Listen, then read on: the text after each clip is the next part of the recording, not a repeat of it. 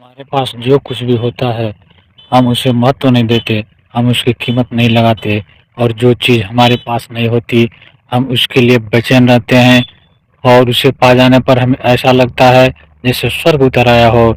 लेकिन जो भी चीज़ें हमें प्राप्त हैं, उन चीज़ों का हम महत्व नहीं समझते, उन चीज़ों के लिए हमारे मन में कोई बेचैनी नहीं होती।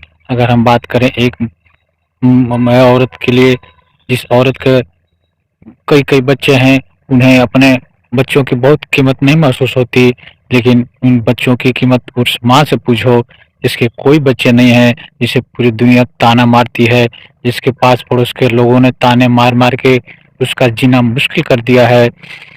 जिस जो औरत, जो महिला बच्चे के लिए पल-पल तड़पती रहती है, उस माँ के दिल से पूछो कि यह मातृत्व क्या होता है। लेकिन इस प्रकृति का नियम है और यह मानव का स्वभाव है कि जो कुछ हमें प्राप्त है, जो कुछ हमें मिला हुआ है, हम उसके लिए बेचैन नहीं रहते। जो चीज़ हमें प्राप्त है, उसमें हमारी कोई रुचि नहीं होती और जो चीज़ें हमें नहीं मिली है, उसके लिए हम कुछ भी करने को तैयार रहते हैं। उसे पाने के लिए हम हर पल बेचैन रहते हैं। अगर हम पूरे जागरूकतापूर्वक अपने जीवन के में मिलने वाली चीज़ों के संबंध में सोचें, अगर हम कभी विचार करें कि हमने कितना कुछ किया है, हमने कितनी पात्रता अर्जित की है और ईश्वर ने हमें कितना कुछ दिया है, इस प्रकृति ने हमें कितना कुछ दिया है। अगर हम कभी इस संबंध में विचार करें, अगर हम कभी विचार करने का प्रयास करें, तो हम पाएँगे कि हमारी पात्रता से कहीं बहुत अधिक प्रकृति ने, इस ईश्वर ने हमें पहले दे रखा है। लेकिन हम कभी उस प्रकृति के प्रति, कभी उस परमात्मा के प्रति कृतज्ञता व्यक्त नहीं करते।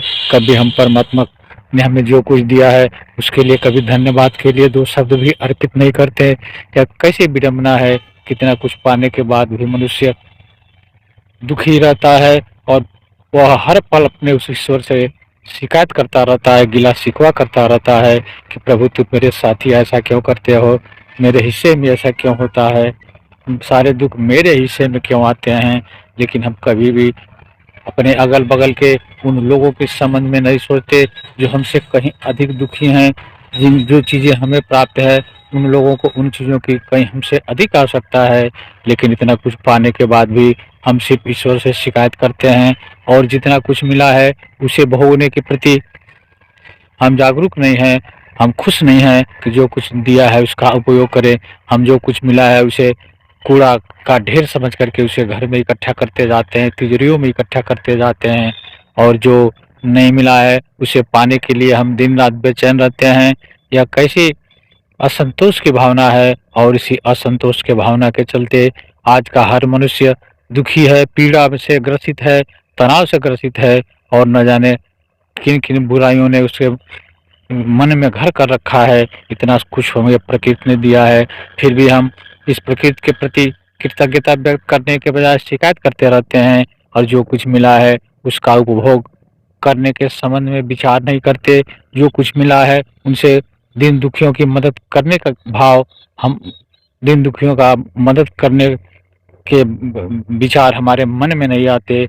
हमारा हृदय सूख गया है, या जिस हृदय में सबके लिए मदद का भाव होना चाहिए, जिस हृदय में सबके लिए करुणा का भाव होना चाहिए और जिस धन से, जिस बुद्धि से, जिस विवेक से दूसरे लोगों की मदद करनी चाहिए, उन्हीं विवेक का, उन्हीं बुद्धि का, उन्हीं साधनों का उपयोग हम दूसरों को अपमानित करने में करते हैं, हम दूसरों को दबाने में करते हैं, हम दूसरों को दुःख देने में करते हैं और यही जब वापस लौट करके आता है, तो हम रोते हैं, चिल्लाते हैं कि हमारे साथ बुरा हो रहा है।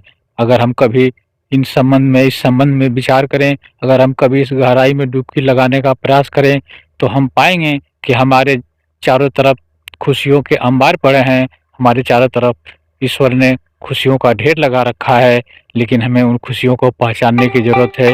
जिस पल हम खुशियों को पहचानना जान पाएँगे, उसी पल हमारे जीवन के सारे दुःख दर्द दूर हो जाएँगे। आप मेरे इस वीडियो को लाइक करें और अभी तक अगर आपने मेरे विद्रोही चैनल को सब्सक्राइब नहीं किया है, तो सब्सक्राइब कर लें। मिलते हैं अगले वीडियो में एक नए विषय के साथ। तब तक के लिए नमस्कार, जय हिंद, जय भारत, वंदे मातरम।